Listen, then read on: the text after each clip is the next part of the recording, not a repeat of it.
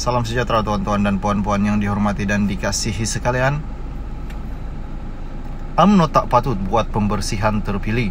Pembersihan secara besar-besaran adalah UMNO tidak boleh dilaksanakan secara terpilih dan membabitkan orang bawahan parti sahaja. Langkah itu menurut bekas ahli Majlis Kerja Tertinggi UMNO, Datuk Seri Syahidan Kasim, perlu dilaksanakan secara seimbang membabitkan semua peringkat ahli dalam parti termasuk kepimpinan tertinggi UMNO. Syahidan antara pemimpin yang terawal digugurkan keahlian kerana didapati mencalonkan diri bagi bertanding mewakili parti lawan untuk PRU 15 yang lalu.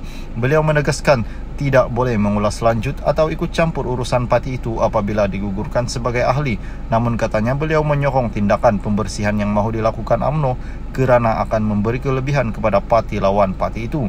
Saya menyokong usaha itu. Ia membolehkan PN lebih mudah melawan UMNO apabila ramai pemimpin dan aktivis utama parti kini sudah dikeluarkan.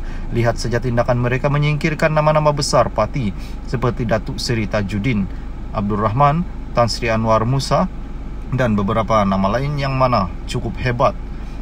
Beliau mengulas langkah UMNO yang mahu mengadakan pembersihan besar-besaran terhadap mereka yang mensabotaj parti dan calon pada PRU umum yang lalu. Kenyataan itu secara tidak langsung memberikan isyarat beberapa pemimpin bakal disingkirkan dalam mesyuarat kerja tertinggi UMNO malam itu. Semalam Presiden UMNO Datuk Seri Dr. Ahmad Zahid Hamidi memaklumkan pembersihan besar-besaran itu adalah antara perkara yang akan dibincangkan keputusan dalam MKT UMNO sebagaimana dinyatakan dalam Perhimpunan Agung UMNO pertengahan bulan ini. Tidak bersependapat adalah cara paling mudah untuk seorang kekal berkuasa, kata bekas Setiausaha Agung UMNO Tan Sri Anwar Musa. Beliau berkata tindakan UMNO melakukan pemecatan dan penggantungan terhadap kepimpinan serta ahli parti semalam dilihat tidak mampu membersihkan kotoran yang ada dalam parti itu sendiri. Pembersihan yang mereka lakukan akan hanya menghasilkan lebih banyak kotoran kerana punca sebenar kotoran kekal berpaut dalam parti. Mereka bangga memonopoli kuasa dalam parti, menunggang parti berasaskan naratif palsu yang mereka reka sendiri. Biarpun parti semakin hancur akibat kerja dan tunggangan mereka, kata menerusi laman Facebook. Bekas ahli Parlimen Ketere itu juga berkata individu yang bercakap benar bagi menegakkan kebenaran adalah sesuatu yang boleh mengundang kepada pemecatan antara ahlinya sendiri. Percayalah, berkata benar itu mahal harganya, dan ingatlah jika adapun mereka kini berkuasa, mereka adalah lebih tinggi kuasanya. Parti itu ciptaan kita manusia, ia hanya alat untuk berjuang dan ia bukan satu matlamat.